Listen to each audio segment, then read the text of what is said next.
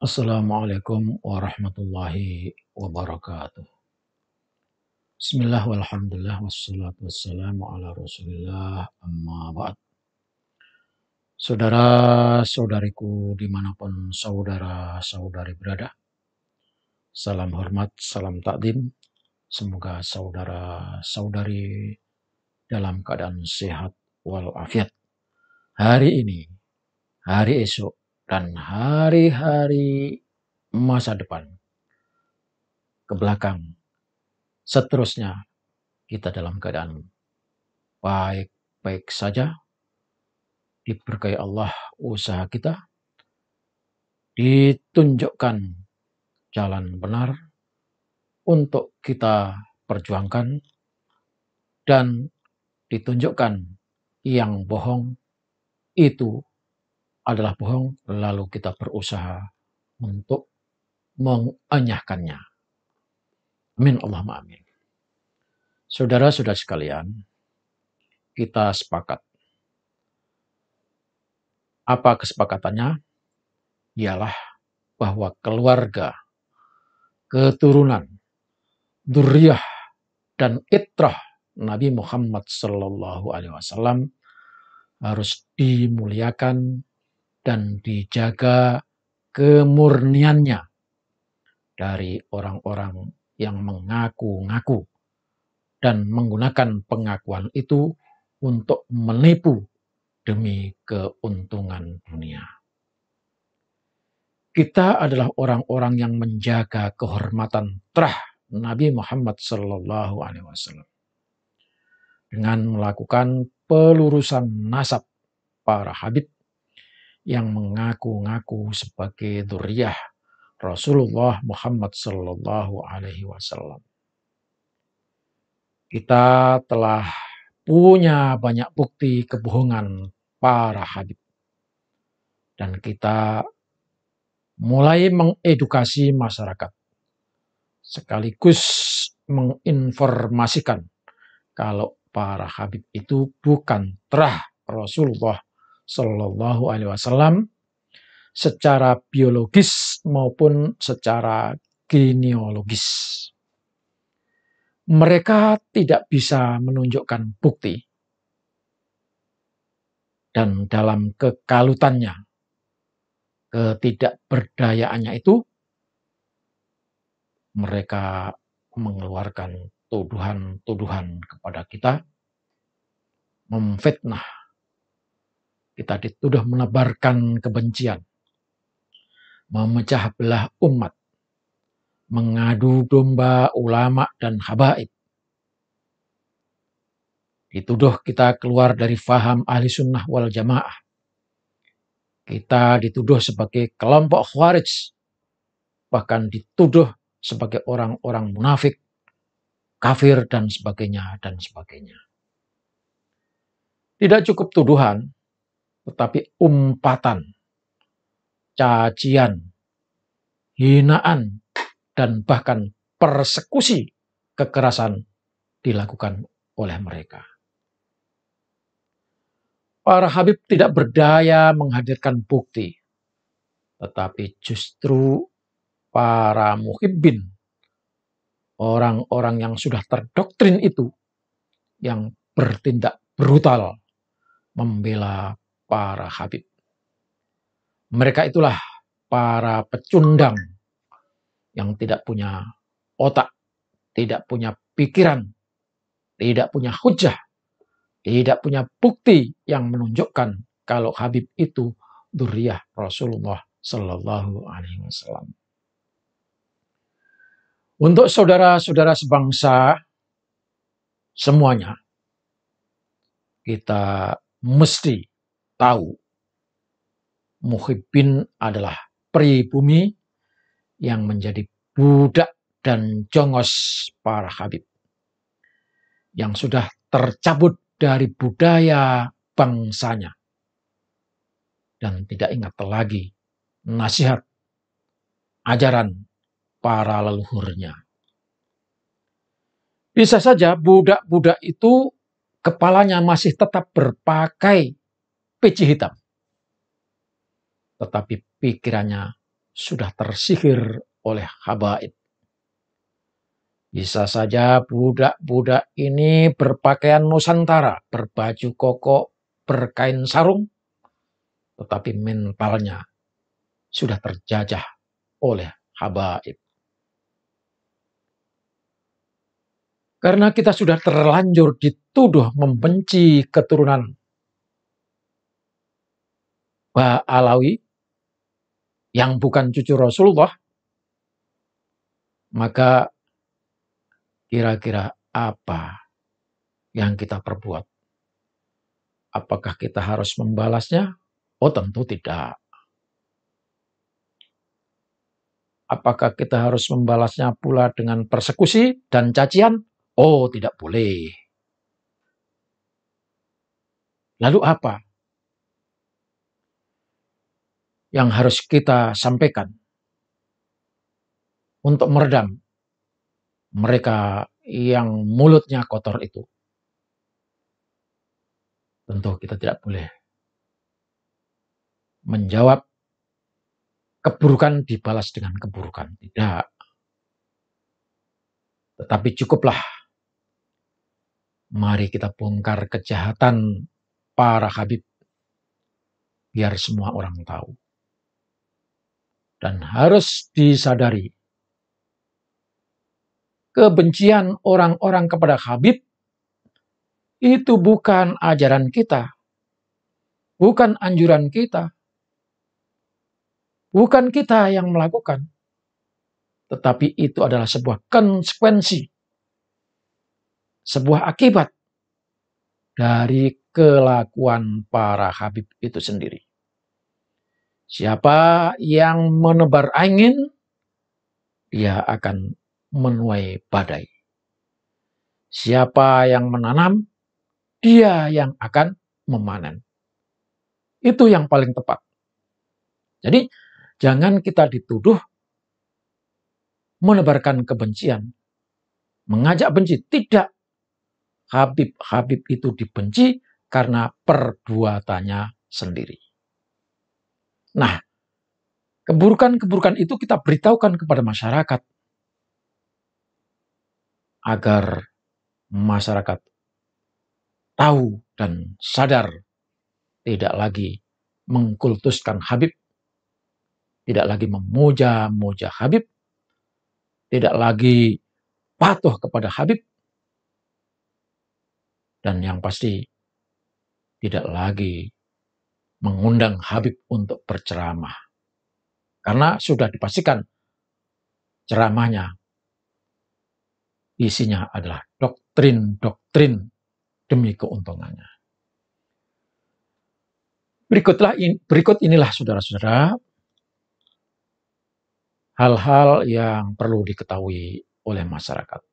Yang pertama, habib itu adalah pembegal nasab. Nasab orang mulia dirampok lalu disematkan pada dirinya. Cucu Rasulullah itu sangat mulia, lalu dibegal. Dia bukan cucu Rasul disematkan pada dirinya. Nah, itu namanya membegal. Kedua, mencangkok-cangkokkan nasab leluhurnya kepada nasab di luar keluarganya yang dinilai terpandang. Pangeran Diponegoro misalnya. Itu dicantolkan nasabnya kepada Ba'alawi. Untuk apa? Ya, supaya orang mengakui bahwa Ba'alawi itu melahirkan pahlawan nasional. Padahal aslinya Ba'alawi itu adalah fiktif. Kakeknya itu adalah fiktif. Bisa jadi keturunan gembel. Nah, itu aslinya. Yang ketiga, membawa ajaran sesat, mengaku sebagai warga kelas tinggi, ras keturunan bangsawan, dan ras inilah yang dibangga-banggakan, ditanamkan kepada masyarakat, sehingga bangsa Indonesia bisa jadi minder ketika berhadapan dengan para habib, karena mereka mengaku sebagai keturunan terhormat dari Rasulullah SAW. Lebih dari itu, karena mereka mengaku ras tinggi, maka mereka boleh menikahi wanita mana saja. Indonesia, lihat tuh di puncak orang-orang Arab. Tetapi wanita Indonesia boleh dinikahi oleh mereka, sementara laki-laki Indonesia haram menikahi warga atau ras mereka. Berikutnya, membuat makam-makam palsu. Dan inilah proyek persis dengan yang dilakukan oleh Yahudi di Palestina. Merubah serta membelokkan alur sejarah bangsa Indonesia untuk dinisbatkan ke Tarim, Yaman, dan tentunya Ba'alawi. Suka melakukan pendawiran, meminta secara paksa. Bahkan ada orang sakit sudah kehabisan duit, dipaksa untuk memberikan sedekah. Sedekah kok maksa? Dengan alasan nanti kalau tidak bersedia memberikan, tidak akan mendapatkan berkah dan syafaat dari Habib.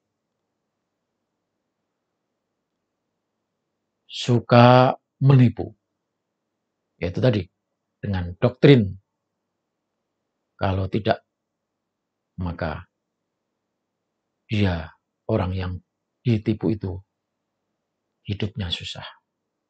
Dan sudah banyak terjadi, diungkap oleh umat dan masyarakat. Tempo hari ada yang minta korban, duitnya sudah diserahkan, korbannya tidak diberikan. Apalagi jualan minyak,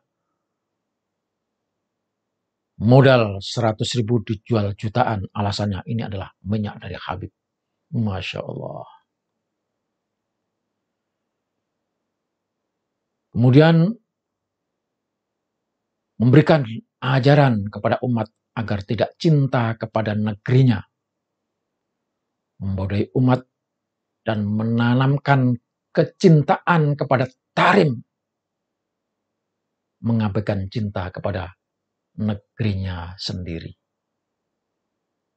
Cinta pada budaya Habib, membenci budaya bangsanya sendiri. Itu ajaran mereka. Gila hormat. Coba dalam sebuah acara pengajian, Habib datang belakangan, minta ceramah duluan, pulangnya duluan juga.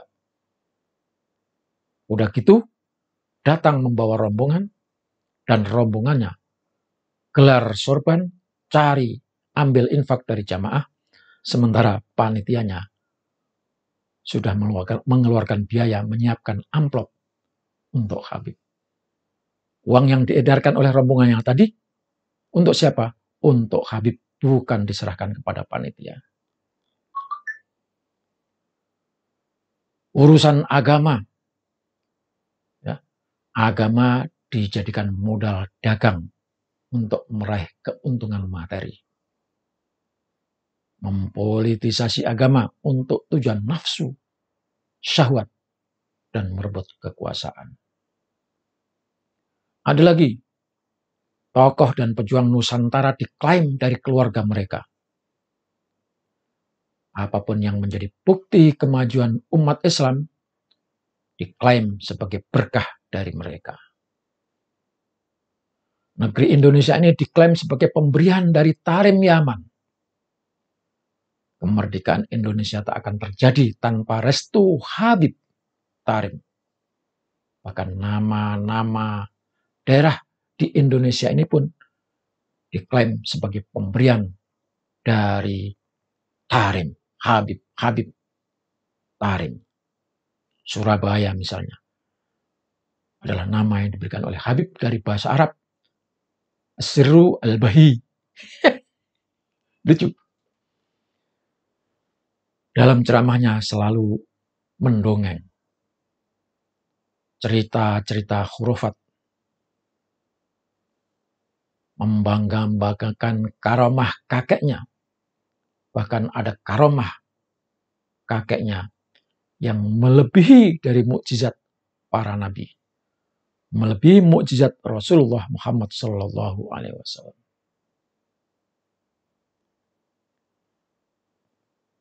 Mencaci maki, menghina rakyat biasa, itu makanan sehari-hari. Jangankan rakyat biasa, kiai-kiai Nusantara saja dianjing-anjingkan, dicurut-curutkan, dibabi-babikan oleh para habib.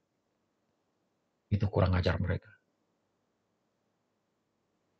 Mereka tidak mau belajar dengan kiai Nusantara, padahal kiai Nusantara ilmunya jauh lebih tinggi daripada para habib yang saudara bisa mendengar. Setiap kali ada panggung besar di mana di situ ada habib datang, tidak ada isi ceramahnya, kecuali hanya bersolawat. Padahal bersolawat itu siapapun bisa. Para habib merebut jamaah orang lain,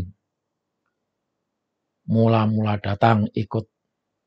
Pada saat ada kesempatan diambil alih itu pengajian, kiai-kiai yang merintis dari awal kehilangan jamaah. Karena jamaah tentu yang bodoh akan tertipu oleh doktrin para habib. Karena dobosnya itu jamaah lebih percaya kepada habib, lalu meninggalkan kiai-kiai kampung yang telah merintisnya. Seperti saya sampaikan juga, habib paling pandai menjual sesuatu didasarkan, dilabeli sebagai perintah mencintai cucu Rasulullah SAW, maka berapapun harga yang ditawarkan akan dibeli oleh umat dan masyarakat. Itulah saudara sekalian sebagian dari keburukan yang mereka tebarkan di tengah-tengah masyarakat dan direkam dan diinformasi oleh saudara-saudara, diinformasikan oleh saudara-saudara kita di media. Semoga saudara-saudara yang mendengarkan video ini tahu setidak-tidaknya. Kalau sudah tahu, ya tentu mohon bantuannya. Tolong sebarkan kepada saudara-saudara kita yang lainnya. Mohon maaf bila ada yang tersinggung. Assalamualaikum warahmatullahi wabarakatuh.